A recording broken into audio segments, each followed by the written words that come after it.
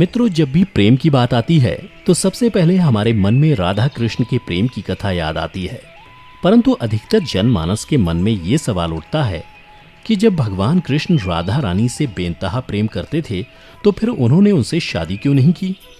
अगर आपके मन में भी ये सवाल उठता हो तो ये वीडियो आपके लिए ही है, क्योंकि आज के इस वीडियो में मैं आपको इसी सवाल का जवाब बताने जा रहा हूं कि आखिर भगवान श्री कृष्ण ने राधा रानी से विवाह क्यों नहीं किया।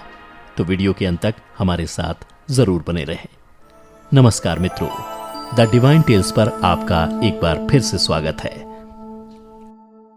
हिंदू धर्म ग्रंथों में इस प्रसंग से जुड़ी कई कथाएं प्रचलित हैं, जिनमें से सबसे पहली कथा के अनुसार ऐसा माना जाता है कि राधा कोई और नहीं बल्कि श्री कृष्ण का ही एक रूप थी।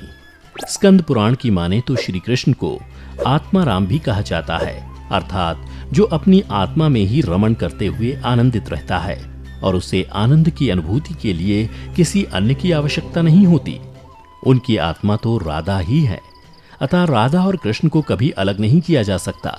ऐसे में फिर राधा और श्री कृष्ण के विवाह होना और बिछड़ने का सवाल ही नहीं उठता। श्री कृष्ण ने ही खुद को दोनों रूपों में प्रकट किया है। ये भगवान का एक मनोरम रूप है। पुराणों में उनके इस रूप को रहस्य, अध्यात्म और दर्शन से जोड़कर देखा गया। वहीं ब्रह्म वैवर्त पुराण में वर्णित कथा के अनुसार श्री कृष्ण के साथ राधा गोलोक में रहती थीं। एक बार उनकी अनुपस्थिति में श्री कृष्ण अपनी दूसरी पत्नी विरजा के साथ घूम रहे थे। तभी राधा आ गई। वे विरजा पर नाराज होकर वहां से चली गईं। श्री कृष्ण के सेवक और मित्र श्रीदामा को राधा का यह व्यवहार ठीक नहीं लगा और वे राधा को भला बुरा कहने लगे। राधा ने क्रोधित होकर श्रीदामा को अगले जन्म में शंखचूड़ नामक राक्षस बनने का श्राप दिया। इस पर श्रीदामा ने भी उनको पृथ्वी लोक पर मनुष्य रूप में जन्म लेकर 100 वर्ष तक कृष्ण विछोह का श्राप दे दिया। राधा को जब श्राप मिला था तब श्री कृष्ण ने उनसे कहा था कि तुम्हारा मनुष्य रूप में जन्म तो होगा, लेकिन तुम सदैव मेरे पास रहोगी। यही कारण था कि राधा और श्री कृष्ण का बचपन में विछोह हो गया था। जबकि रामचरितमानस के बालकांड के अनुसार एक बार विष्णु जी ने नारद जी के साथ छल किया था। उन्हें खुद का स्वरूप देने के बजाय वानर का स्वरूप दे दिया था। इस कारण वे लक्ष्मी जी के स्वयंवर में हंसी का पात्र बन गए और उनके मन में लक्ष्मी जी से विवाह करने की अभिलाषा ही रह गई थी। नारद जी को जब इस छल का पता चला तो वे क्रोधित होकर वैकुंठ पहुंचे और भगवान को बहुत भला बुरा कहा और उन्हें पत्नी वियोग का श्राप दे दिया।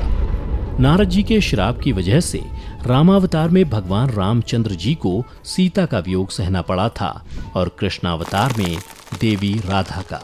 इसके अलावा एक अन्य पौराणिक कथा के अनुसार राधा श्री कृष्ण से 5 वर्ष बड़ी थी। राधा ने श्री कृष्ण को पहली बार जब देखा था जब उनकी मां यशोदा ने उन्हें ओखल से बांध दिया था। कुछ लोग कहते हैं कि वह पहली बार गोकुल अपने पिता वृषभानु जी के साथ आई थी, तब श्री कृष्ण को पहली बार देखा था। जबकि कुछ विद्वानों की माने तो कृष्ण और राधा की पहली मुलाकात संकेत तीर्थ पर हुई थी। जो भी हो, लेकिन जब राधा ने कृष्ण को देखा तो वह उनके प्रेम में पागल जैसी हो गई थी और कृष्ण भी उन्हें देखकर मोहित हो गए थे और फिर दोनों में प्रेम हो गया था। ऐसा माना जाता है कि तभी से राधा श्री कृष्ण की मुरली सुनकर बावरी होकर नाचने लगती थीं और वह उनसे मिलने के लिए बाहर निकल जाती थीं। जब गांव में कृष्ण और राधा के प्रेम की चर्चा चल पड़ी तो राधा के समाज के लोगों ने उसका घर से बाहर निकलना बंद करवा दिया। जिसके बाद एक दिन श्री कृष्ण ने अपनी माता यशोदा से कहा कि माता, मैं राधा से विवाह करना चाहता हूँ। यह सुनकर यशोदा मैया ने कहा कि राधा तुम्हारे लिए ठीक लड़की नहीं है। पहला तो यह है कि वह तुमसे 12 साल बड़ी है और दूसरा यह है कि उसकी मंगनी रायाण के साथ पहले से ही हो चुकी है और वह कंस की सेना में है जो अभी युद्ध लड़ने गया है। जब आएगा तो राधा का उससे विवाह हो जाएगा, इसलिए उससे तुम्हारा विवाह नहीं हो सकता। हम तुम्हारे लिए दूसरी कन्या ढूंढेंगे। लेकिन कृष्ण जिद करने लगे। तब यशोदा ने नंद से कहा। कृष्ण ने नंद की भी बात नहीं मानी। तब नंद बाबा कृष्ण को गर्ग ऋषि के पास ले गए। गर्ग ऋषि ने कृष्ण को समझाया कि तुम्हारा जन्म किसी खास लक्ष्य के लिए हुआ है।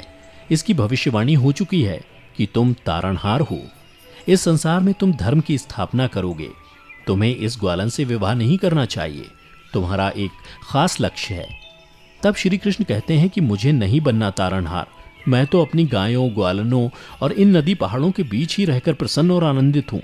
और यदि मुझे धर्म की स्थापना करनी है तो क्या मैं इस अधर्म के साथ शुरुआत करूं कि जो मुझे चाहती है और जिसे मैं प्रेम करता हूं उसे छोड़ दूं?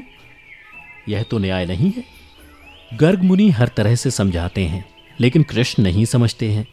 तब गर्ग मुनि उन्हें एकांत में यह रहस्य बता देते हैं कि तुम यशोदा और नंद के पुत्र नहीं, देवकी और वासुदेव के पुत्र हो, और तुम्हारे माता पिता को कंस ने कारागार में डाल रखा है। यह सुनकर श्री कृष्ण कुछ भी कहने की स्थिति में नहीं रहे और फिर उन्होंने कहा, कृपया मेरे बारे में कुछ और बताइए। तब गर्ग मुनि ने कहा कि नारद ने तुम्हें पहचान लिया है और तुमने अपने सभी गुणों को प्रकट कर दिया है। तुम्हारे जो लक्षण इस ओर संकेत करते हैं कि तुम ही वह महापुरुष हो जिसके बारे में ऋषि मुनि चर्चा करते हुए आ रहे हैं। यह सुनकर श्री कृष्ण चुपचाप उठे और गोवर्धन पर्वत की सबसे ऊंची चोटी पर जाकर अकेले आकाश को देखने लगे। बस वे वहीं दिन भर रहे और सूर्यास्त के समय ज्ञान को उपलब्ध हो गए। वहीं से उनकी दशा और दिशा बदल गई। फिर उसके बाद श्री कृष्ण कंस के बुलावे पर वृंदावन छोड़कर मथुरा चले गए और इधर राधा का विवाह यशोदा के भाई प्रयाण से हो गया। मित्रों, इसलिए भगवान कृष्ण ने कहा कि राधा तो मेरी आत्मा है, भले ऐसे में मैं उससे विवाह करूं या ना करूं, इससे क्या फर्क पड़ता है।